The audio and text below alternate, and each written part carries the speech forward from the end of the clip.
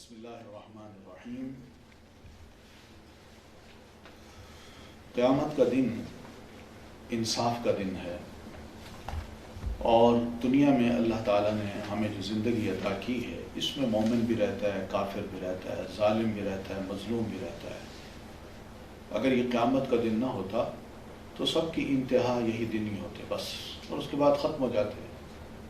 تو دنیا پیدا کرنے کا کوئی مقصد نظر نہیں آتا پھر، سوائے اس کے کہ انسان یہاں آئے، کھائے پیے، اپنا تھوڑا سا وقت گزارے، خوشی کے ساتھ یا غمی کے ساتھ یا دکھ کے ساتھ، یا مظلوم بن کے یا ظالم بن کے، یہی کچھ لگتا ہے۔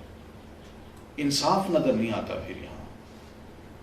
تو اس لیے قیامت کا دن آنا بڑا ضروری ہے، اور جب وہ دن آئے گا تو اللہ تعالیٰ نے انصاف کرنا ہے، اور اس انصاف کے موقع پہ دو مقامات ہیں لوگوں کے لیے، ایک جنت ہے اور ایک دوزخ ہے۔ جنت میں کون جائے گا اور کون کیا کریں گے وہاں، یہ بھی بڑا ایک دلچسپ پہلو ہے۔ جو انسان کی خواہشات اس دنیا میں ہیں یہی ہوتی ہے نا، کہ انسان کی صحت اچھی ہو، اس کے پاس سرمایہ ہو، اچھا گھر ہو، اچھی بیوی ہو، اچھے کھانے ہو، یہی خواہش ہوتی ہے نا، اچھا پہناوا ہو۔ تو دنیا میں اللہ تعالیٰ نے تھوڑے سے نمونے دکھا کے ہمیں سمجھا دیا ہے کہ یہ معاملے دنیا میں جیسے تم دیکھ رہے ہو نا، اس سے بہترین معاملے اسی چیز کے آگے بھی ہیں۔ تو وہ جنت میں سب کچھ ملے گے، جہاں خوف بھی نہیں ہوگا۔ خوف یہاں یہ ہوتا ہے میں سب کچھ بنا لیتا ہوں، پھر یہی بڑھاپا آ جاتا ہے، ڈر ہوتا ہے کہ مکان بنایا، جائیداد بنائی، محنت کی، اب پتہ نہیں مجھے یہ کھانے نصیب ہوتے ہیں کہ نہیں۔ اور انسان سب کچھ جو بنا بیٹھتا ہے تو وہ اس دنیا سے رخصت بھی ہو جاتا ہے۔ چیزیں ہوں تو چھن جانے کا بھی ایک خوف ہوتا ہے۔ تو وہ خوف ختم کرنا ہے اللہ تعالیٰ نے، وہ ایسی لائف میں جو آخرت کی ہے اور ابدی لائف ہے، ہمیشہ کی۔ تو ایسی صورت میں اللہ فرماتے ہیں جو جنت میں جائیں گے، ان اصحاب الجنتی، یقین مانو۔ یقین مانو کا مطلب ہے ایمان رکھو، جو کہا جا رہا ہے ایسے ہی ہوگا، کوئی شک نہ کرنا۔ وہ کیا ہے کہ اصحاب الجنت الیوم، آج کے دن جنتی لوگ، فی شغل، جب ایک شغل میں ہوں گے، فاکہون، بڑے مزے سے۔ یہ شغل لفظ ہے نا، اس کے نیچے جو دو زیریں لگی ہوئی ہیں، اس کا مطلب ہے کسی بھی قسم کا کوئی شغل جو وہ چاہیں گے جنت میں، جو جنت میں کوئی کام، کوئی لطف اٹھانا چاہیں گے، کسی قسم کی کوئی مجلس سجانا چاہیں گے، کچھ چاہیں گے، تو بہرحال فاکہون، وہ بڑے مزے سے ہوں گے۔ یعنی ان کو ایک ایک لمحہ اپنا اس جنت میں بڑے مزے سے گزارنا ہوگا۔ نہ صرف وہ بلکہ ہم و ازواجہم، وہ اور ان کی بیویاں، فی ظلال، سایوں میں ہوں گی، علی الارائک، تختوں پر، متکئون، تکیہ لگائے ہوئے۔ یہ بیویاں کون ہیں دنیا میں؟ اگر اللہ نے کسی انسان کو نیک بیوی دی ہے، خود بھی نیک ہے، بیوی بھی نیک ہے، تو ان دونوں کو اللہ نے جنت میں داخل کرنا ہے، اور ایسی بیوی جنت کی حوروں سے زیادہ خوبصورت ہوگی۔ اللہ نے اس کو جنت کی حوروں سے کے مقابلے میں بڑا بنا دینا ہے۔ ایک تو یہ ہے ازواج کا مطلب، یہ وہ خود اور ان کی بیویاں۔ اس لیے یہ بڑی دلچسپ بات ہے کہ میاں اور بیوی یہاں اگر دونوں چل رہے ہیں لیکن ایک نیک ہے اور دوسرا بد ہے یا دوسری بد ہے، تو ایسی صورت میں انصاف تو وہاں ہوگا، اور اس انصاف کو اللہ تعالیٰ نے یوں کرنا ہے، جو نیک ہے اس کو جنت میں، جو برا ہے اس کو دوسری طرف، یا جو بری ہے اس کو دوسری طرف۔ لیکن جو جنت میں جائے گا اس کا پھر اللہ تعالیٰ نے معاملہ وہیں جنتی سے طے کر دینا ہے کہ تم اس کے ساتھ رہو۔ اسی طرح ایک بڑا دلچسپ سوال ہے کہ سیدہ ام سلمہ رضی اللہ تعالی عنہا نے نبی علیہ الصلوۃ والتسلیم سے سوال کیا۔ ان کی شادی ہوئی تھی ابو سلمہ سے، بڑی محبت تھی میاں بیوی میں۔ ہجرت حبشہ جب کی تو راستے میں ان کا انتقال ہو گیا۔ جوان تھی، 26 سال کی، 25 سال کی، تو بیوہ ہو کے واپس مکہ آئی۔ بڑا دکھ تھا ان کو، اور سمجھتی تھی کہ ناممکن ہے کہ اس قسم کا خاوند مجھے آئندہ زندگی میں کبھی مل سکے. محبت ہو جاتی ہے.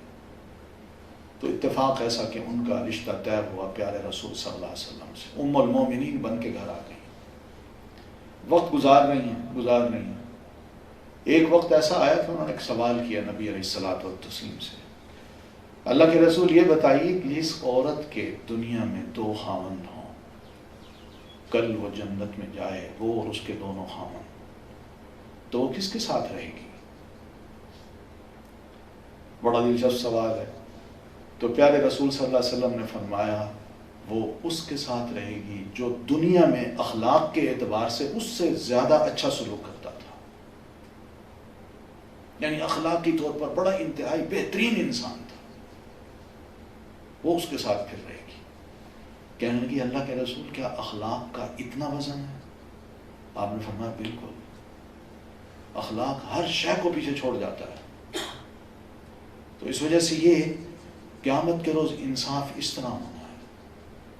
اللہ تعالیٰ کا اپنا میزان ہے, ہمارا اپنا ایک معیار ہے, میزان ہے. تو ہم و ازواجہم, اور ان کی بیویاں, فی ظلال, سایوں میں ہوں گی. یہ سائے کس کے ہوں گے؟ گھنے باغات کے, بڑا خوبصورت. علی الارائک متکئون, وہ تختوں پر تکیے لگائے ہوئے ہوں گے. تخت پر تکیے لگانا کس بات کی علامت ہے؟ سکون کی, آرام کی, اطمینان کی. یعنی اطمینان کے ساتھ وہ جنت میں اپنے اپنے محلات میں, گھروں میں رہ رہے ہوں گے.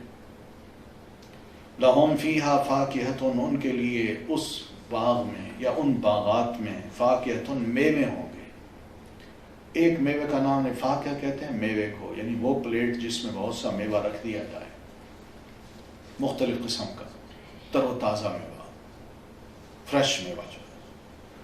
پھر وَلَهُمْ مَا يَدَّعُونَ, اور ان کے لیے وہ چیز ہوگی جو وہ چاہیں گے. یدعون, جو وہ طلب کریں گے, جو وہ تمنا کریں گے, سب کچھ ملے گا. یہ کیسی لائف ہے؟ گھر ہوں, آرام سے انسان رہے, سایہ ہو, باغات ہوں, اور پھر نہریں اس میں چل رہی ہوں, اور پھر اس میں بیوی بھی ہو, ایک بیوی ہو یا اللہ تعالیٰ جو نصیب کرے وہ ہوں, اور پھر اس کے ساتھ ساتھ خوشبودار پھل ہوں سجے ہوئے جن کو دیکھ کے آنکھیں ٹھنڈی ہوں, اور پھر جو بھی دل میں خواہش ہے وہ اللہ پوری کر دے اس باغ میں, اس جنت میں. یہ کیا تصور ہے؟ یعنی انسان اگر اس کا سوچتا ہے نا تو اس کو دنیا کی اپنی زندگی واقعی ایسے لگتا ہے جیسے اس کے مقابلے میں ہیچ ہے, اور پھر اس کو ویلیو دیتا ہے کہ اس کو پانے کے لیے عارضی زندگی میں سارا میں اپنا کھپا رکھا ہے, اپنا آپ کو کھپا رکھا ہے, اور کچھ وہ یہیں کے لیے سب کچھ کر رہا ہوں, آخرت کے لیے کیوں نہ کروں. تو ایسے لوگوں کو سلام جیسا, یعنی گارڈ آف آنر جو ہے وہ پیش کیا جائے گا, اور یہ فرشتے بھی کریں گے. اور اس میں تو یہ قولا من رب الرحیم, رب رحیم کی طرف سے ان کو یہ بات کہی جائے گی, سلام, تم پہ سلامتی ہے. مراد یہ ہے یہ گھبرانے کی ضرورت نہیں ہے. جو دنیا میں گھبراہٹیں تھی, خوف تھا, غم ہوتا تھا, یہاں پر اب کسی قسم کی کوئی گھبراہٹ, خوف نہیں ہوگا. اب یہاں تم نے بڑی سلامتی, اطمینان اور امن کے ساتھ رہنا ہے.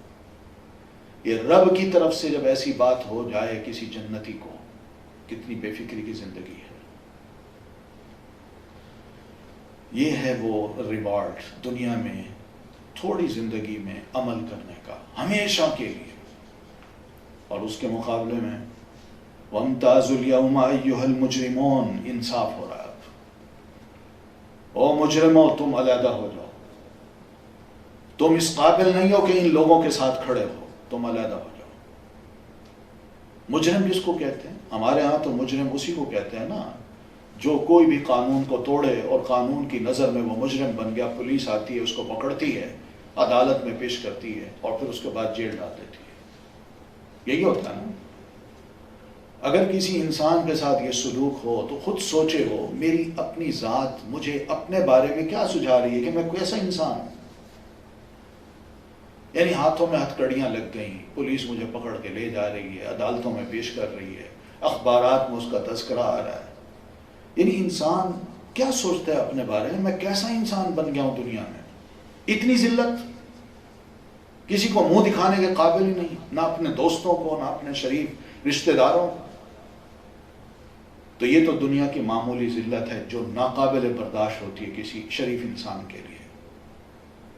لیکن آخرت میں یہ ہوگا وَامْتَازُوا الْيَوْمَ أَيُّهَا الْمُجْرِمُونَ، مجرموں ایک طرف ہو جاؤ، علیحدہ ہو جاؤ، تو ادھر آ جاؤ. أَلَمْ أَعْهَدْ إِلَيْكُمْ يَا بَنِي آدم، اے آدم کی اولاد، آدم کے بیٹو، کیا میں نے تم سے عہد نہیں لیا تھا کہ اللہ تعبدوا الشیطان، کے شیطان کی عبادت نہ کرنا. إِنَّهُ لَكُمْ عَدُوٌّ مُبِينٌ، کیا میں نے تمہیں یہ نصیحت نہیں کر دی تھی، وہ تمہارا کھلا دشمن ہے. کیا دنیا میں تمہیں تعلیم دی گئی تھی کہ نہیں؟ تم نے سنا تھا کہ نہیں؟ یعنی اللہ فرما رہا ہے تمہارا دشمن کون ہے، تم سے محبت کرنے والا کون ہے. عقل سے ذرا کام لے کے دنیا میں رہنا، دوست اور دشمن میں پہچان کرنا. جو دوست ہے اس کے ساتھ دوستی نبھانا، اور جو دشمن ہے اس سے خود دشمنی رکھنا، پرے رہنا. اور میں نے کہا تھا وَأَنِ اعْبُدُونِي، تم میری عبادت کرنا، میرے بندے بن جانا. تم اس طرح میرے محبوب بن جاؤ گے، میرے آگے جھکو گے، مجھ سے مانگو گے، مجھ پر ترس آئے گا، مجھے ترس آئے گا تم پر، اور اس کے ساتھ ساتھ میں نہ صرف تمہیں نوازوں گا بلکہ بخش بھی دوں گا. اور میں نے کہا تھا ھذا صراط مستقیم، یہ سیدھا راستہ ہے. آج یہ باتیں ہم سب مسلمانوں کے کانوں سے گزر چکی ہیں. ہم جانتے ہیں کہ سیدھا راستہ کون سا ہے اور شیطانی راستہ کون سا ہے. آج ہم اس کو غیر معمولی سمجھ کے، بلکہ معمولی سمجھ کے اس کو کوئی اہمیت نہیں دے رہے. مگر کل اللہ کی طرف سے جب ایسی بات کی جائے گی تو اسی چیز کو ہی اللہ نے، جس کو ہم معمولی سمجھتے ہیں، اسی کو انتہائی اہم بنا کے ہمارے سامنے پیش کرنا ہے. اور اس وقت خیال آنا ہے کہ کیا کر بیٹھے. پھر اللہ فرمائیں گے وَلَقَدْ أَضَلَّ مِنْكُمْ جِبِلًّا كَثِيرًا، اس شیطان نے تو تم میں سے بہت سی مخلوق کو، بہت سی نسلوں کو گمراہ کر ڈالا تھا. تم جانتے تھے کہ پچھلے تمہارے اپنے دور میں بڑوں کے حالات تم نے پڑھے، اخبارات میں پڑھا، دنیا میں کیا ہو رہا ہے، کس طرح لوگ گمراہ ہو چکے ہیں، لوگ غلط کام کرتے ہیں. تم جانتے تھے، اور ماضی کے واقعات بھی تم نے سنے ہوں گے. تو افلم تکونوا تعقلون، تو کیا ان تمام واقعات سے کوئی سبق تم نے نہ لیا؟ کیا عقل سے کام نہ لیا؟ یہ سوال ہوگا. مراد یہ کہ غلطیاں تم کر رہے ہو، تمہیں جتنی بھی ملامت کی جائے، جتنی بھی تمہاری مذمت کی جائے ان جرائم پر، یہ کم ہے. کہا جائے گا ھذہ جہنم، یہ ہے وہ جہنم التی کنتم توعدون، جس کا دنیا میں تم سے وعدہ کیا جاتا تھا کہ جرائم کرو گے تو دوزخ میں جاؤ گے. اب جاؤ اس میں، اصلوہا، اس میں داخل ہو جاؤ. الیوم، آج کے روز، بما کنتم تکفرون، ایسا نہیں کہ ہم ظلم کر رہے ہیں، بلکہ اس وجہ سے کہ تم کفر کرتے تھے دنیا میں، ہماری باتوں پر یقین نہیں کرتے تھے. تم سمجھتے تھے یہ کیا باتیں ہیں، کہاں قیامت آتی ہے، کہاں انصاف ہوتا ہے، کون کسی کو یاد رکھے گا. یعنی اس طرح، یا یہی کہ اب مزے اڑا لو، بعد میں دیکھیں گے، مرنے سے پہلے توبہ کر لیں گے، بوڑھے ہو کر نمازیں پڑھنا شروع کر دیں گے. ابھی جوانی ہے، ابھی عیش کرنے کے دن ہیں. تو یہ سارا بندہ سنے اللہ کی بات کو اور کان سے گزر جائے اور دل سے نہ مانے، اس کو کہا ہے بما کنتم تکفرون. الیوم، آج کے روز، نختم علی افواہہم، ان کے منہوں پر ہم سیل لگا دیں گے. کیونکہ انسان بولے گا اللہ میں نے یہ نہیں کیا، واقعی میں نے یہ نہیں کیا، یہ نہیں کیا، اللہ کی قسم میں مجرم نہیں تھا. بندہ منہ سے بول بول کے شور مچانے کی کوشش کرے گا. اللہ فرماتے ہیں میں اس کے منہ کو سیل کر دوں گا، اور جب سیل کروں گا تو پھر کیا ہوگا وَتُكَلِّمُنَا أَيْدِيهِمْ، اس کے اپنے اعضاء، اس کے اپنے ہاتھ ہم سے بات کریں گے کہ اللہ ہم نے یہ غلط کام کیا. یہ بولیں گے، یہ بولیں گے. اور یہ حقیقت ہے کہ ہماری اسکن کے اندر جو میٹیریل ہے، آج کی سائنس یہی بتاتی ہے کہ یہ میٹیریل ایسا ہے جو ہماری آوازوں کو جذب کر لیتا ہے. یہ جذب کرتا ہے، ریکارڈ کرتا ہے. تو بتائیے ہم جو بولیں ہم منہ سے ہاتھ بولیں گے. تو کلمنا کی بات کی ہے کیونکہ یہ منہ کے قریب ہے نا، آواز اس میں جاتی ہے، یہ ریکارڈ کر لیتے ہیں. پھر وَتَشْهَدُ أَرْجُلُهُمْ، اور ان کے پاؤں بھی اس بات کی گواہی دیں گے کہ اللہ اس گناہ کو کرنے کے لیے ہم ادھر گئے. ہم جب ادھر گئے تو ہم نے یہ گناہ کیا. پاؤں تک بول بول کے بتائیں گے، پاؤں گواہی دیں گے اس بات کی. بِمَا كَانُوا يَكْسِبُونَ، اس کمائی کے بارے میں وہ بتائیں گے جو دنیا میں کماتے تھے. یہ کمائیاں ہیں نا ہماری، ہم جو عمل کر رہے ہیں، جو ہمارا لمحہ گزر رہا ہے، یہ یقین مانیے کمائی ہے. یہی کمائی ہے، یہی محنت ہے، وقت ہے جس کا استعمال ہم کر رہے ہیں. یہ صحیح ہوتا ہے یا غلط ہوتا ہے آج ہمیں اندازہ نہیں ہے، لیکن اندازہ اس وقت ہوگا جب ہم اس کی عدالت میں کھڑے ہوں گے. آج بھی دیکھ لیں کتنا وقت ہم گزار دیتے ہیں، بڑے ناراض بھی ہوتے ہیں. والدین کہتے ہیں بیٹا وقت ہے، کچھ کر لو، محنت کر لو، پڑھ لو. مارتے بھی ہیں. یعنی یہ چیز فائدہ مند ہوتی ہے، لیکن جو محنت بچپن میں کی جاتی ہے وہ جوانی میں کام آتی ہے. جوانی کی محنت ادھیڑ عمری میں کام آتی ہے. تو یہاں بھی ہم جانتے ہیں کہ جو محنت کرتے ہیں وہ بعد میں کام آتی ہے، لیکن دنیا میں جو محنت کریں گے، جو بھی کریں گے، چاہے اچھی یا بری، یہ بعد میں کام آنی ہے. اسی کو کہا یکسبون، تم نے کمائی کی. وَلَوْ نَشَاءُ، اور اگر ہم چاہیں تو لَطَمَسْنَا عَلَىٰ أَعْيُنِهِمْ، تو ہم ان کی آنکھوں کو موند دیں. یہ خوبصورت چہرہ جو اللہ نے بنایا ہوا ہے، آنکھیں ہیں، ناک ہے، منہ ہے، یہ فرنٹ جو ہے، فرنٹ، اللہ فرماتے ہیں میں چاہوں تو اس کو بالکل سپاٹ کر دوں، برابر کر دوں. تمس کہتے ہیں اس کو، یعنی اس طرح پریس کر کے نا بالکل اس طرح سٹریٹ کر دوں. نہ ناک نظر آئے، نہ آنکھ، نہ منہ اور نہ کان. یہ ایسا میں چاہوں تو کر سکتا ہوں. جو اللہ اس شکل کو بنا سکتا ہے، اس کے لیے اس شکل کو بگاڑنا اور اس کو بدل دینا وہ کون سا مشکل ہے. اس لیے تو کہتے ہیں وَلَوْ نَشَاءُ، اگر ہم چاہیں تو لَطَمَسْنَا عَلَىٰ أَعْيُنِهِمْ، ان کے جرائم پر جو وہ دنیا میں کرتے ہیں ہمیں اتنا غصہ آتا ہے، اگر ہم چاہیں تو ان کی آنکھوں کو موند کر کے رکھ دیں. فَاسْتَبَقُوا الصِّرَاطَ فَأَنَّىٰ يُبْصِرُونَ، پھر وہ دوڑیں راستہ کی طرف، تلاش کر کے دیکھیں راستے کو. تو کیا ان کو راستہ نظر آ سکتا ہے؟ کہیں بھی ہوں، گھر جا رہے ہوں، نعوذ باللہ اللہ کی طرف سے یہ ایک فتنہ آ جائے کہ آنکھوں کو اللہ موند دے، ہم وہیں کھڑے کے کھڑے رہ جائیں، راستہ ہی نظر نہ آئے کہ کون سا راستہ ہے جدھر ہم جائیں، گھر کدھر ہے، لوگوں سے مدد مانگتے پھریں. وَلَوْ نَشَاءُ، اور اگر ہم چاہیں تو لَمَسَخْنَاهُمْ، ان کو مسخ کر کے رکھ دیں، ان مجرموں کو جو دنیا میں ہیں. اتنا غصہ ہمیں آتا ہے. اور مسخ کرنا کا مطلب یہ کہ یہ جو فیچرز ہیں ہمارے جسم کے، ان کو جس طرح اللہ نے بنایا ان کو بالکل وہ تبدیل کر کے رکھ دے. جیسے آپ کارٹونوں میں دیکھتے ہوں گے کہ ایک بندہ ہے کس طرح وہ، یا کیمرے میں کچھ ایسی ہوتی ہیں، یعنی وہ مختلف شکلیں بن جاتی ہیں. منہ ہے تو چھوٹا سا اور سر ہے تو بڑا بنا لیا، یا منہ کو ٹیڑھا کر دیا، ناک ٹیڑھی ہو گئی، آنکھ ایک رہ گئی، دوسری آنکھ بڑی ہو گئی. یہی اسی طرح بالکل ہی شکل ہی بدل دی ہے. سیدھا انسان بالکل جانور کی طرح بنا دیا جائے، یا بالکل زمین پہ سانپ کی طرح رینگنے لگ جائے. یہ مسخ ہے. اللہ چاہتا ہے، اللہ فرماتے ہیں میں چاہوں تو میں یہ کر سکتا ہوں. علی مکانتہم، جہاں وہ بیٹھے ہوں، جس جگہ وہ کھڑے ہوں، میری اتنی قدرت بھی ہے کہ میں گناہوں کی وجہ سے اتنا ناراض ہو کہ میں چاہوں تو ان کو فوراً تبدیل کر دوں. فَمَا اسْتَطَاعُوا مُضِيًّا وَلَا يَرْجِعُونَ، تو ایسی صورت میں ان کے پاس اتنی ہمت نہیں ہوگی کہ وہ ذرا گزر سکیں، چل سکیں، اور یا واپس پلٹ کے اپنے گھر جا سکیں. پتھر بنا دوں، چٹان بنا دوں، اسی وجود کو جو چلتا پھرتا ہے کھڑا رہ جائے، ہل ہی نہ سکے. یہ نشاؤ کی جو لفظ ہے نا، یہ قابل غور ہے. یہ اللہ کے پاس قدرت ہے، وہ کر سکتا ہے ایسا.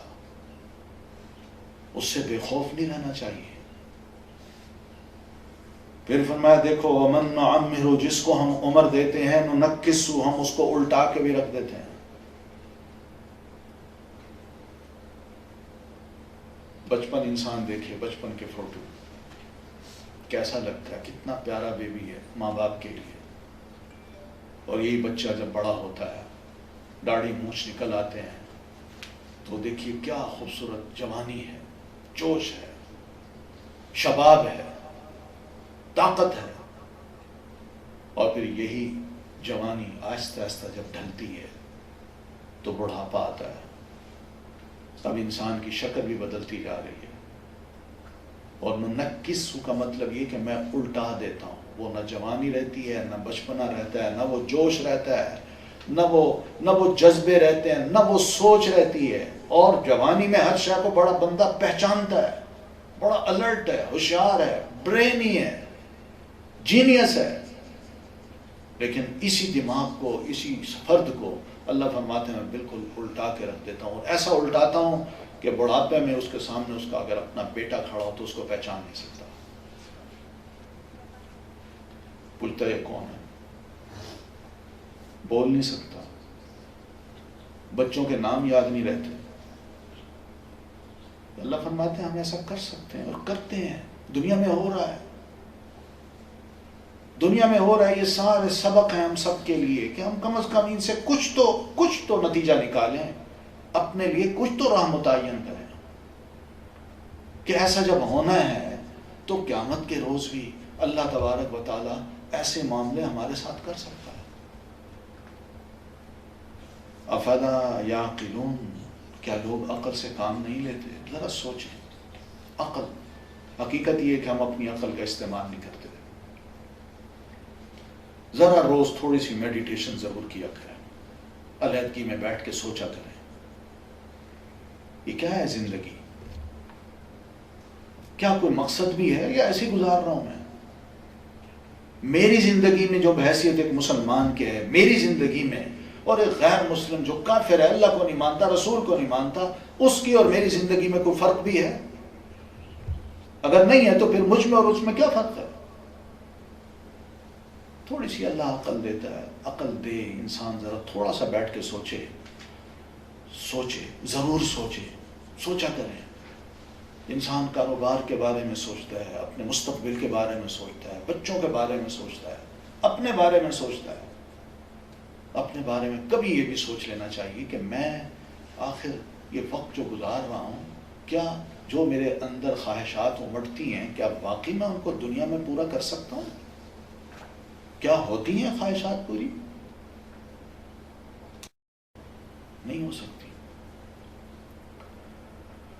کل ہی کی بات ہے، میں نے جمعہ پڑھایا کہیں، تو وہاں ایک صاحب ملے مجھے، میرے بڑے عزیز دوست تھے، بہت اچھے، جوانی میں ہم دونوں نے بڑا اچھا وقت گزارا ہے، یعنی دین کا شوق تھا، عمل کرنا، دوسروں کو اکسانا، اکٹھا کرنا، کوئی تھوڑے بہت دین کی ایکٹیویٹیز رہتی تھی، اور یہی دوست تھے جو ہمیں ابھارتے بھی تھے۔ اتنا خوبصورت جیسے گلاب کا پھول ہوتا ہے، بڑی خوبصورت داڑھی، سفید چہرہ، انتہائی شریف انسان، اور جب وہ گفتگو کرتے تھے تو مسکراتے، دوسروں کو بھی ہنساتے تھے، اور دینی مسکراہٹیں ہوتی تھی اس میں، بندہ حیران ہوتا تھا کہ کیسی، کہاں سے یہ باتیں لے آتے ہیں۔ کل کی بات ہے، میں نے ان کے چچا محترم مجھے ملے، تو میں نے سوال کیا، میں نے کہا کیا حال ہے ان کا؟ کہتے ہیں وہ تو 2.5 سال ہو گئے فوت ہو گئے، آپ کے علم میں نہیں ہے؟ ایسا شوق ہوا مجھے، اتنی تکلیف ہوئی، میں نے کہا انسان کی زندگی کیا ہے؟ کچھ بھی نہیں، ہم کچھ نہیں ہیں، یعنی اللہ نے دے رکھا تھا ان کو، غالباً اسی علاقے میں، یہ کیا نام ہے، عباس، اشارے عباس ہے، کیا نام ہے، جس میں میں رہتا ہوں، ٹمبر مارکیٹ، چوک شاہ آباد، یہاں ان کا تھوڑا سا کام بھی تھا، کوئی بزنس تھا، وہ کرتے تھے، لیکن بڑی تکلیف ہوئی، میں نے کہا دیکھیں یہ انسان ہے کیا، لیکن اللہ کے فیصلے ہیں، ماننے پڑتے ہیں۔ ہم ان کے لیے سوائے اس کے اور کچھ دعا نہیں کر سکتے کہ نیک انسان تھے، اللہ ان کو بخشے اور اللہ تعالیٰ ان کو جنت میں جگہ دے۔ لیکن حقیقت یہی ہے کہ یہ دوستیاں، یہ سب کچھ پتہ نہیں چلتا، کام آئیں گی تو یہی چیزیں کام آئیں گی جو دنیا میں اچھے سلوک ہم ایک دوسرے سے کرتے ہیں، نیک کام کرتے ہیں، نیکیاں کرتے ہیں اور اللہ کو خوش کرنے کے لیے کوشش کرتے ہیں، یہی چیزیں جو مرنے کے بعد کام آتی ہیں۔ بندہ گیا تو اکیلا، بچے ہیں، بیوی ہے، گھر ہے، کاروبار ہے، سب یہی رہ گیا۔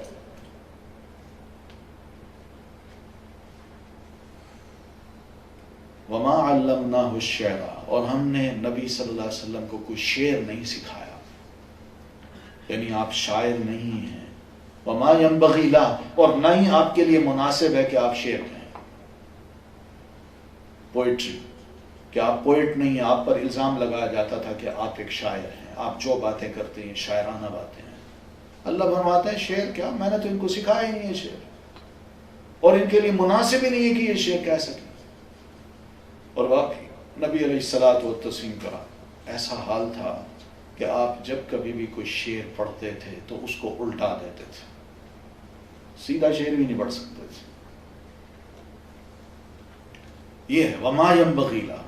سیدنا ابو بکر صدیق رضی اللہ تعالیٰ عنہ پاس بیٹھے ہیں، نبی علیہ الصلوۃ والتسلیم نے کوئی شعر پڑھا تو حضرت ابو بکر صدیق رضی اللہ تعالیٰ عنہ اس شعر کو سن کے فرماتے ہیں اللہ کے رسول، اللہ تعالیٰ نے بالکل صحیح فرمایا، آپ نے شعر صحیح نہیں پڑھا۔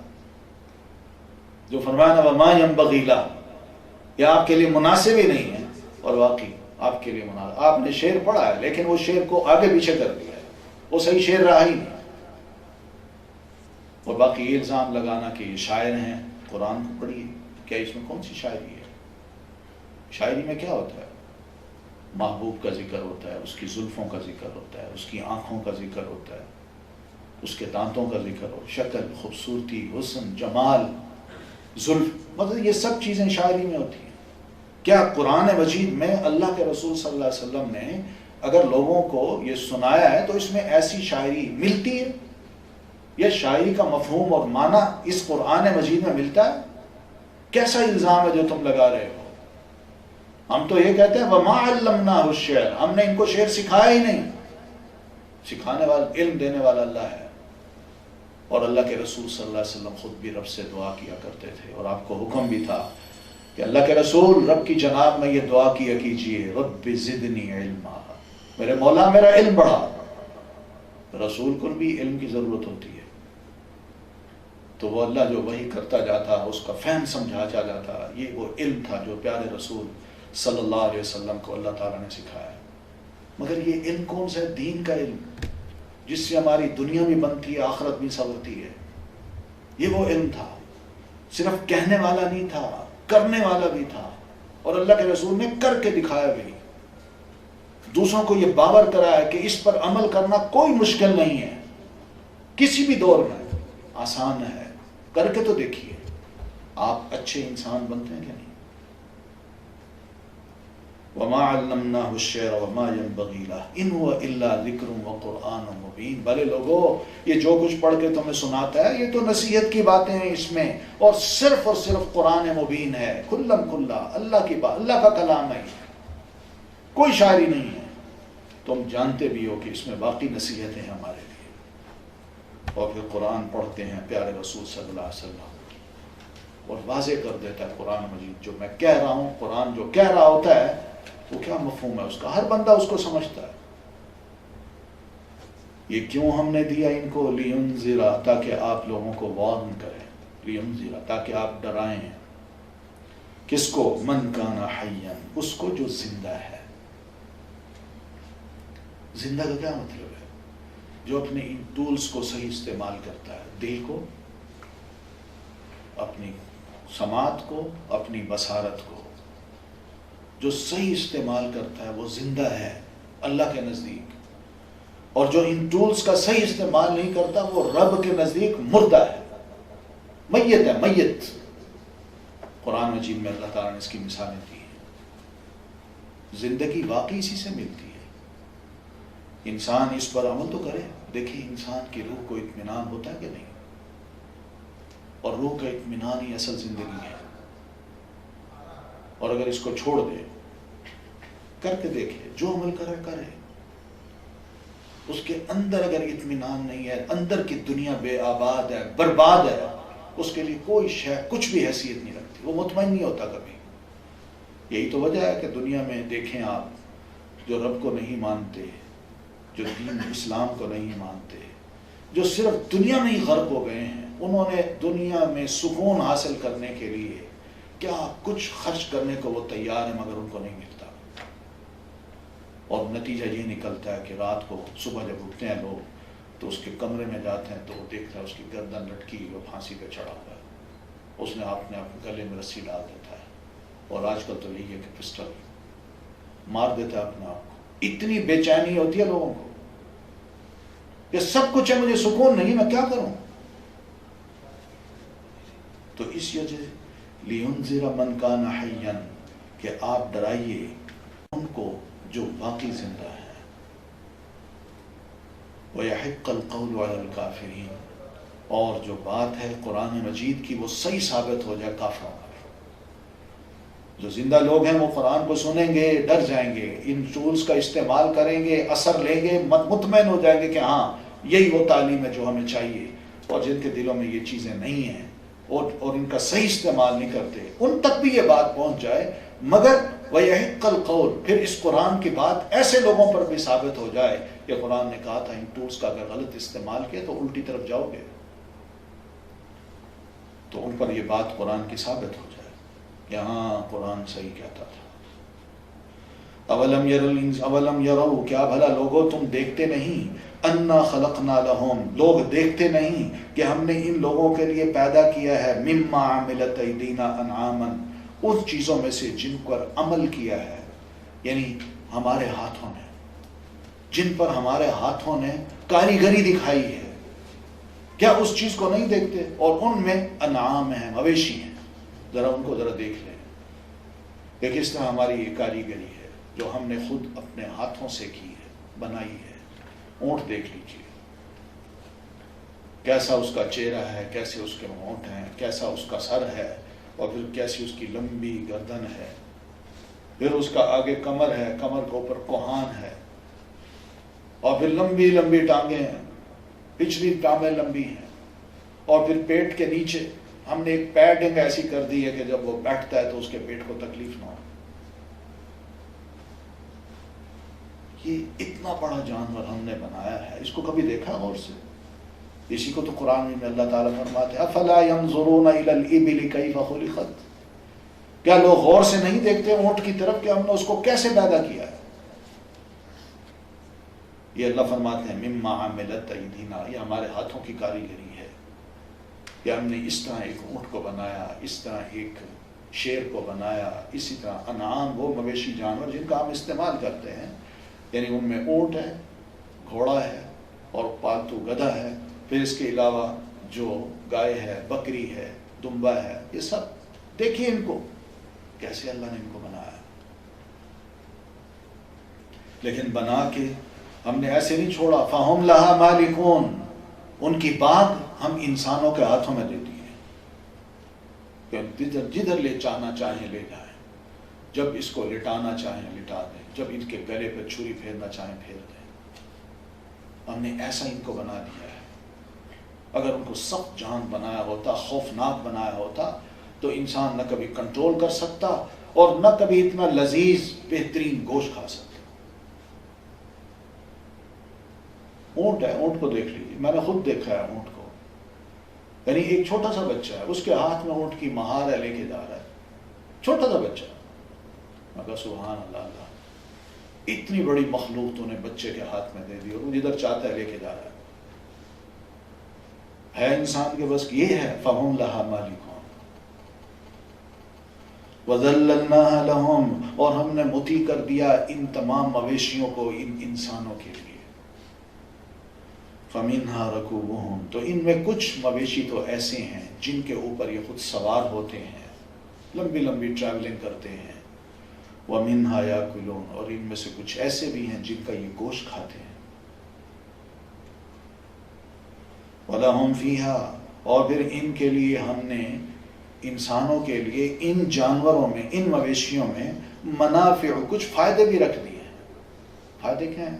انسان ان کا کاروبار کرتا ہے، کوئی اس کو خرید لاتا ہے، کوئی پالتا ہے، دوسرا آ کے اس کو خریدتا ہے، پالنے والے کو کچھ فائدہ ہو گیا، خریدار لے گیا تو اس نے جا کے اس کو ذبح کروایا، قصائی آ گیا، قصائی کو کچھ فائدے ہو گئے، پھر اس کو جب ذبح کیا تو اس کا گوشت اس نے خود کھایا، یہ فائدہ ہے۔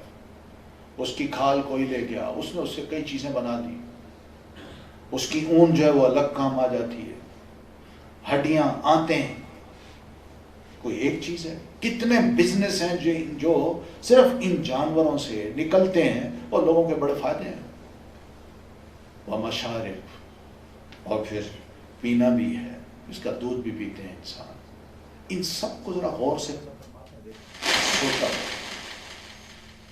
اولم یرو، لوگ غور سے نہیں دیکھتے ان چیزوں کو، بس ایسی سامنے آئی، گزر گیا بندہ، بس ٹھیک ہے، کچھ شاید بنی ہوئی ہے، دیکھی ہوئی ہے۔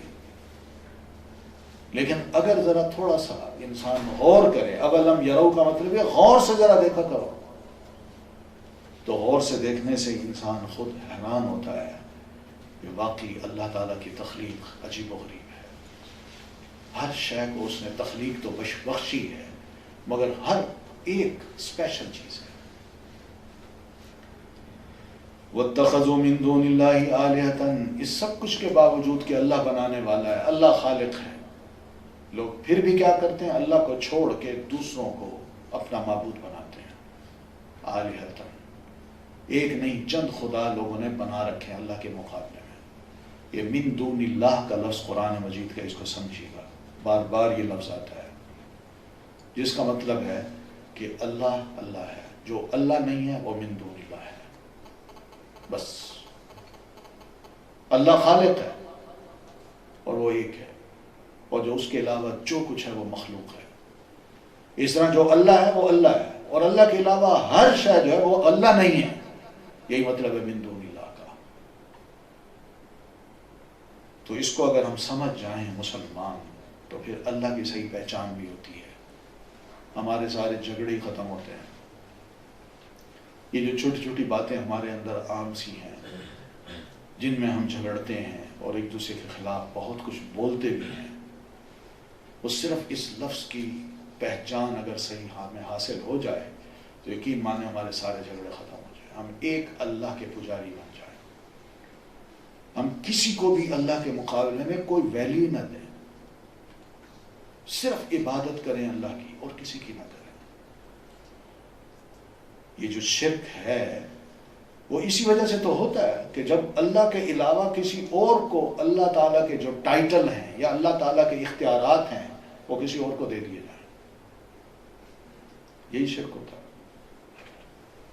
تو اللہ فرماتے ہیں وَاتَّخَذُوا مِن دُونِ اللَّهِ آلِهَةً، میرے اتنے بڑے کام ہیں جو میں گنا رہا ہوں تمہیں بار بار، ان کاموں کے باوجود بھی، میرے اختیارات کے باوجود بھی لوگ کیا کرتے ہیں؟ اللہ کے علاوہ چند اور خدا بھی بناتے ہیں جن کی یہ پوجا کرتے ہیں جا کے۔ اور پوجا کرنے کا یہ مطلب نہیں ہوتا کہ ان کے آگے ماتھا ٹیکتے ہیں، بلکہ یہ بھی ہوتا ہے ہاتھ بھی پھیلاتے ہیں، ان سے دعائیں بھی کرتے ہیں، ان سے مانگتے بھی ہیں، یہ بھی پوجا میں آتا ہے۔ صرف اللہ سے مانگنا چاہیے، اس کے آگے ہاتھ پھیلانا چاہیے۔ یہ قرآن مجید کا سب سے بڑا ایشو ہے جس کو اجاگر کیا گیا ہے ایک ایک پیج پر، بہت عام ایشو ہے، اور اسی بنیاد پہ ہماری نجات ہے یا بربادی ہے، بنیاد یہی بنتی ہے۔ اللہ تعالیٰ نے پہلے جتنے بھی انبیاء کرام بھیجے ہیں ان سب کا ذکر قرآن مجید میں کرتے بھی ہیں، اور یہ بھی فرماتے ہیں کہ میں نے جس قوم میں، جس امت میں کسی بھی رسول کو بھیجا یا نبی کو بھیجا ہے، اس نے سب سے پہلے جا کے لوگوں کو یہ باور کرایا ان اعبدوا اللہ، کہ تم اللہ کی عبادت کرو اور کسی کی نہ کرو۔ ما لکم من الہ غیرہ، اللہ کے علاوہ کوئی بھی تمہارا خدا نہیں ہو سکتا، نہ اس قابل ہو سکتا کہ تم اس کی عبادت کرو۔ کھلا باتیں ہیں، قرآن مجید بھی یہی کچھ کر رہا ہے، مگر افسوس یہ ہے ہم چونکہ قرآن مجید کو نہیں جانتے، اس لیے بہت سے ہم مسلمانوں میں ایسے بھی کچھ لوگ ہیں جو قرآن مجید کو ناسمجھی کی بنیاد پہ پڑھتے ہیں، بابرکت کتاب سمجھتے ہیں، مگر انجانے میں بہت سا شرک بھی ان سے ہو رہا ہے۔ یعنی آپ جا کے دیکھیں کیا ہو رہا ہے، ذرا تھوڑا سا آپ صرف، میں یہ کہتا ہوں مجھے خود اتفاق ہوا ہے، میں گیا ہوں لاہور میں جو علی ہجویری داتا گنج بخش کا جو مزار ہے، میں اس کے اندر گیا ہوں، میں نے دیکھا ہے لوگ کیا کر رہے ہیں، سجدے کر رہے ہیں۔ اب بتائیے یہ ماتھا کس کے آگے پیش کیا جا رہا ہے؟ کیا شیخ علی ہجویری رحمت اللہ علیہ کی یہ تعلیم تھی؟ نہیں تھی۔ پھر اسی طرح اوروں کو دیکھ لیں، جا کے دیکھ، حیرت ہوتی ہے بندے کیوں کر رہے ہیں ایسا؟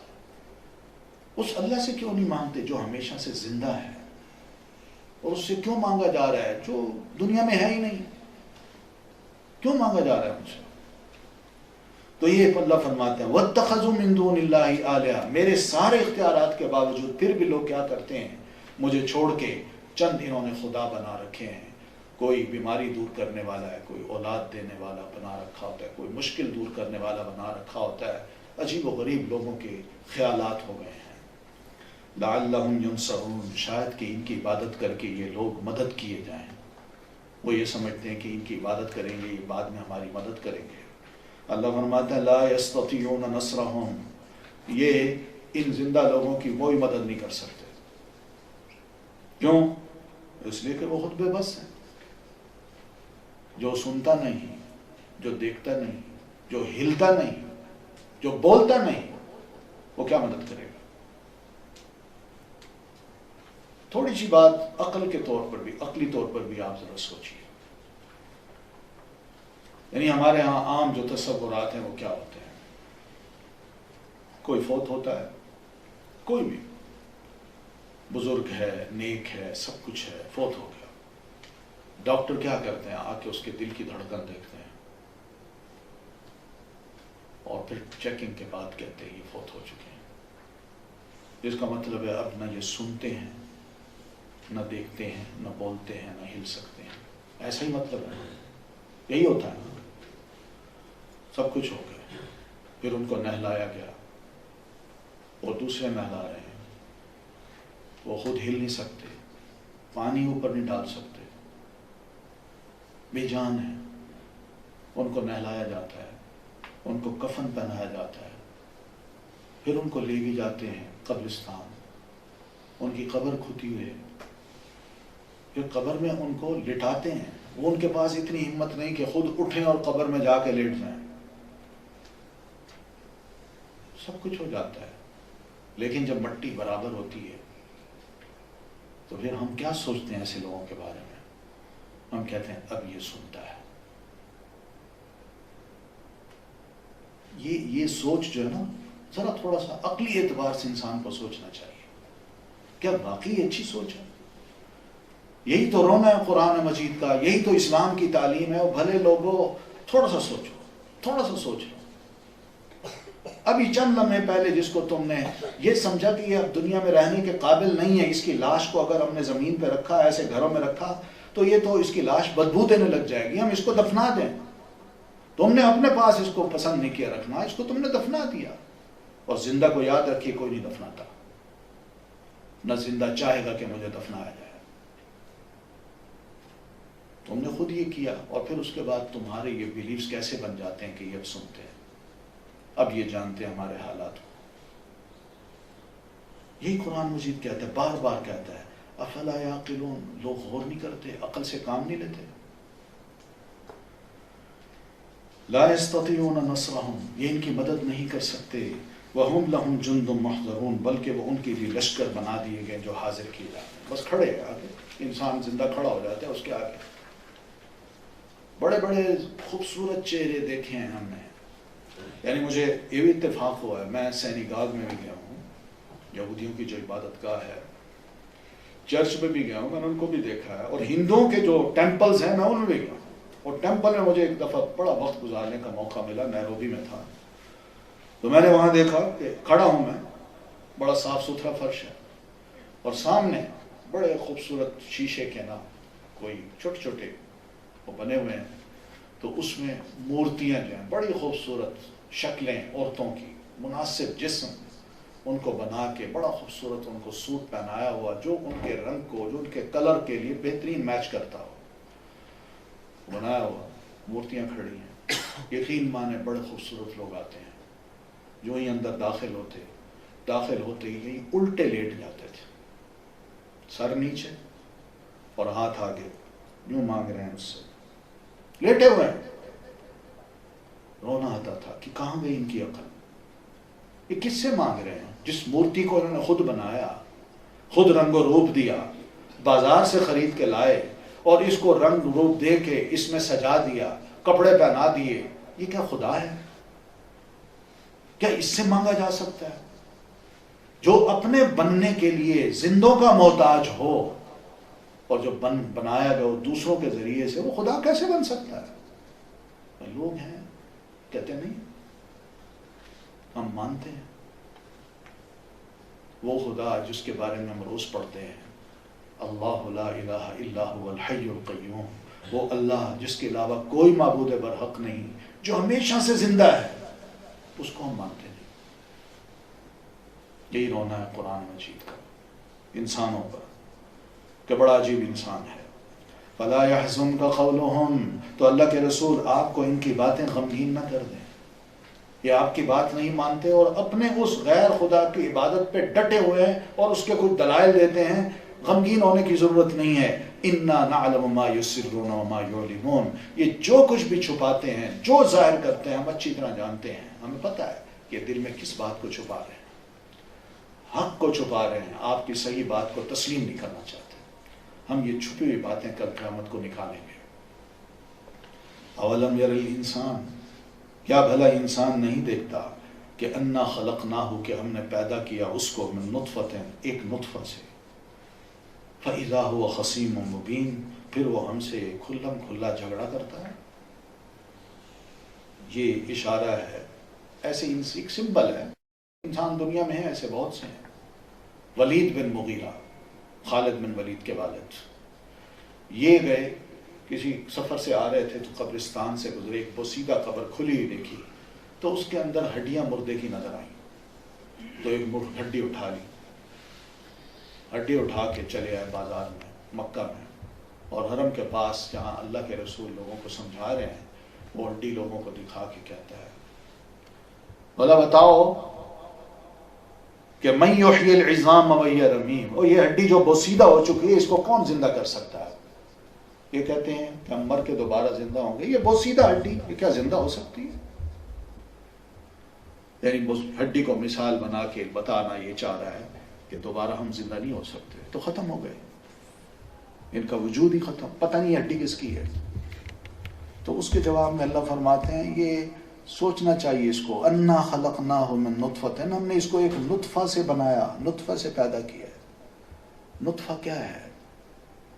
یہی انسان جو خوراک کھاتا ہے اس سے اس کا خون بنتا ہے، یہی خون بعد میں نچڑ کے انسان کے مادے کو بناتا ہے، اور یہی مادہ ایک نطفے کی صورت میں کہاں سے نکلتا ہے اور کہاں جاتا ہے، اور پھر یہی جب رحم میں قرار پکڑ لیتا ہے تو پھر ہی اس کی گروتھ کس چیز سے ہوتی ہے؟ کون سا خون ہوتا ہے؟ یہ عورت کا وہ گندا خون جو اس کو ہر مہینے مینسز کی صورت میں آتے ہیں، وہ حمل میں اللہ تعالیٰ اس خون کو نکالنے کی بجائے اس کا رخ بچے کی طرف موڑ دیتا ہے کہ اب بچے کا سارا وجود اسی خون سے بنے گا۔ یہ تو ہماری اوقات ہیں، بندہ بڑی شے بنا پھرتا ہے۔ اللہ فرماتے ہیں بندہ اپنے آپ کو نہیں دیکھتا کہ میں نے اس کو پیدا کیا ایک نطفے سے، پھر وہ ہمارے ساتھ جھگڑتا ہے، کہتا ہے وہ اللہ جس نے ہمیں پیدا کیا ہے، قرآن جو کہتا ہے، اللہ کے رسول کہتے ہیں کہ بندے مر جائیں گے دوبارہ زندہ ہوں گے، کیسے زندہ ہو سکتے ہیں؟ اس کو سوچنا چاہیے تم تھے کیا؟ تم تھے کیا؟ تمہارا وجود تھا پہلے؟ ہم نے تمہیں کس چیز سے تمہارا آغاز کیا ہے اور پھر تم کیا سے کیا بن گئے؟ کیا بندہ اس طرف نہیں دیکھتا؟ ہم سے جھگڑتا ہے، اس کا جھگڑنا ٹھیک نہیں ہے۔ وَضَرَبَ لَنَا مَثَلًا، اور پھر ہمیں مثالیں دیتا ہے یہ ہڈیاں دکھا دکھا کے، وَنَسِيَ خَلْقًا، مگر یہ اپنی پیدائش بھول گیا ہے۔ تھا کیا یہ؟ کس سے بنا؟ پھر ہڈیاں کس نے بنائی؟ اس پہ گوشت پوست کس نے چڑھایا؟ کس نے یہ آنکھوں کو بنایا، کان کو بنایا اور ناک کو بنایا؟ یہ کون ہے؟ وَنَسِيَ خَلْقَ، اپنی پیدائش کو تو دیکھے، یہ تھا کیا؟ ہمیں مثالیں دیتا ہے۔ اگر اس کو جب کچھ نہیں تھا، کچھ سے کچھ بناتے بناتے ہم نے اس کو انسان بنایا ہے، تو ویسے بھی پہلی دفعہ پیدا کرنا مشکل ہوتا ہے۔ کوئی بھی آئیڈیا ہو، یہ چیز ہے مثلا جس انجینئر نے یا جس آرکیٹیکٹ نے سوچا کہ میں اس کو بناؤں، انجینئر نے اس کے ظاہر بات سوچا ہوگا کتنا باریک ہو، کون سا میٹیریل ہو، کیسے ہو، کئی اس کے نقشے بنائے ہوں گے، اور پھر اس کے بعد اسٹڈی بھی کی ہوگی کہ لوگوں کی ضرورت کیا ہے، کرتے کرتے پھر جا کے اس نے یہ ایک شاہکار بنایا اور اس کو مارکیٹ میں لے آیا۔ پہلی دفعہ بنانا مشکل ہوتا ہے، اب اس کے لیے دوبارہ یہ چیز بنانا کوئی مشکل نہیں ہے، ٹھیک ہے؟ تو یہی وہ چیز ہے، ہمیں اللہ نے پہلی دفعہ بنا دیا، جب پہلی دفعہ بنایا تو کوئی مشکل اس کے لیے نہیں تھی، تو کیا دوبارہ بنانے کے لیے اس کو کوئی مشکل پیش آ سکتی ہے؟ نہیں آ سکتی۔ اس لیے اللہ فرماتے ہیں قال من یحیی العظام وہی رمیم، یہ لوگوں کو کہتا پھرتا ہے یہ ہڈی دوبارہ کون زندہ کر سکتا ہے جبکہ یہ بوسیدہ ہو چکی ہے؟ اللہ کے رسول آپ اس کو جواب دیجئے، قل، اور مسلمان تم بھی ایسے شخص کو جواب دو، یحییھا الذی انشأھا اول مرہ، اسی ہڈی کو وہی ذات زندہ کر دے گی دوبارہ جس نے اس کو پہلی دفعہ پیدا کیا تھا۔ یہ ہمارا ایمان ہے۔ وَهُوَ بِكُلِّ خَلْقٍ عَلِيمٌ، اور پھر وہ یہ اپنی ایک ایک مخلوق تخلیق کے بارے میں پوری طرح علم رکھتا ہے۔ اگر وہ پیدا کر کے اس کو ختم بھی کر چکا ہے تو ختم ہونے کے بعد اس کا ذرہ ذرہ کہاں پر، مٹی کے کس حصے میں شامل ہے، وہ اللہ تعالیٰ اس کو بھی اچھی طرح جانتا ہے، یہ بھی اس کی تخلیق ہے۔ الذی جعل لکم من الشجر الاخضر نارا، وہی ذات اس کو دوبارہ پیدا کر سکتی ہے جس نے تمہارے لیے سرسبز درخت سے آگ کو بنایا۔ سرسبز درخت اور اس سے آگ، یہ بڑی عجیب چیز ہے۔ آگ اور درخت دونوں متضاد چیزیں ہیں، مگر عرب ورلڈ یہ جانتی تھی کہ ان کے ہاں کچھ درخت ایسے تھے جس کی وہ دو ٹہنیاں توڑتے، ان کو آپس میں رگڑتے، اس سے آگ نکلتی، اور اسی آگ سے وہ تاپتے بھی تھے اور اپنی چیزیں پکاتے تھے۔ لکڑی اور آگ، سوچنے کی بات ہے۔ اللہ فرماتے ہیں جو ذات آگ کو اس لکڑی کے اندر سے، اور لکڑی بھی وہ جو شجر الاخضر، جو تر و تازہ لکڑی ہو، سبز لکڑی، اس کے اندر سے جو ذات آگ کو نکال سکتی ہے تو تمہارے وجود کو ختم کر کے مٹی کے اندر سے بھی نکال سکتی ہے، اس کے لیے کوئی مشکل نہیں ہے۔ فَإِذَا أَنْتُم مِّنْهُ تُوقِدُونَ، تو یہی وہ آگ ہے جس سے تم جلاتے ہو، یعنی اپنا چولہا جلاتے ہو اور اس پہ پکاتے ہو۔ أَوَلَيْسَ الَّذِي خَلَقَ السَّمَاوَاتِ وَالْأَرْضَ، کیا بھلا وہ ذات جس نے زمین اور آسمان کو پیدا کیا ہے وہ قادر نہیں ہے عَلَىٰ أَن يَخْلُقَ مِثْلَهُمْ، کہ وہ پیدا کر دکھائے ان جیسے دوسرے آسمانوں کو، دوسری زمین کو؟ زمین اور آسمان بھی دوبارہ پیدا کر سکتے ہیں اللہ، تم انسان کیا ہو؟ کیوں یہ چھوٹی سی عقل اللہ کی اتنی عظیم ہستی ہے، اس کی قدرت کو چیلنج کرتی ہے؟ اس کو سوچنا چاہیے۔ بلا، ہاں کیوں نہیں، بالکل اللہ پیدا کر سکتا ہے۔ وَهُوَ الْخَلَّاقُ الْعَلِيمُ، وہی تو ہے جو پیدا کرنے والا ہے اور زبردست جاننے والا ہے۔ انما امرہ، لوگوں سنو، اللہ تعالیٰ کے بارے میں تم تخلیق پر کہتے ہو کہ یہ کیسے ممکن ہے، معاملہ اس کا یہ کہ اس کا ایک حکم ہو، کسی بھی شے کو وہ بنانا چاہتا ہو، کچھ بھی بنانا چاہتا ہو، بس جب وہ چاہتا ہو کہ میں نے یہ شے بنانی ہے تو اس کا حکم یہی ہوتا ہے کہ ان یقول لہ کن، کہ وہ صرف یہ کہتا ہے ہو جا، فیکون، تو ہو جاتی ہے، وہ شے بن جاتی ہے ویسی جیسے اللہ چاہتا ہے۔ تو کن کہہ کے اللہ نے آدم علیہ السلام کو بنایا، کن کہہ کے یہ ساری کائنات کی ایک ایک چیز بنائی، اور ہمیں بھی کن کہہ کے ختم بھی کر رہا ہے، اور کن کہہ کے کل اللہ نے ہمیں زندہ بھی کرنا ہے۔ اس لیے فسبحان الذی بیدہ، پاک ہے وہ ذات جس کے ہاتھ میں ہے ملکوت کل شیء، بادشاہت ہر چیز کی، ملکوت کنٹرول، اختیار، بادشاہت، بڑائی، سب کچھ اللہ کے پاس ہے، اختیارات اسی کے پاس ہیں، کل شے، ہر شے کے، اس لیے اس کو با اختیار سمجھنا چاہیے۔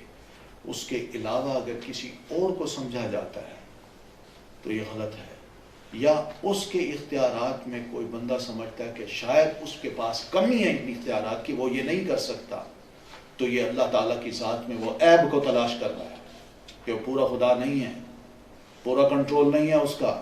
اللہ فرماتے ہیں سبحان، میں پاک ہوں ان الزامات سے، مجھ میں کوئی عیب نہیں ہے، میرے پاس ساری شے کی، ہر شے کی پوری ملکوت ہے، بادشاہت ہے، اختیار ہے۔ وَإِلَيْهِ تُرْجَعُونَ، اور انسانوں تم سب نے اسی کی طرف ہی پلٹنا ہے، کہیں اور نہیں جانا، جانا اسی کے پاس ہے، حقیقت ہے۔ جب بندہ فوت ہونے لگتا ہے کہاں جاتا ہے؟ کوئی خواہش کر سکتا ہے کہ نہیں میں نہیں جاتا؟ کوئی کہہ سکتا ہے نہیں مجھے ابھی نہ مارو، میں ابھی زندہ رہنا چاہتا ہوں؟ کتنی کوششیں کرتے ہیں اس کے عزیز و اقارب جو پاس کھڑے ہوتے ہیں، اور وہ بیچارہ بے بس ہو کے دیکھ رہا ہوتا ہے اور آخر فوت ہو جاتا ہے۔ یہی ہے، سب کا پلٹنا اسی کے پاس ہے اور کہیں نہیں جانا۔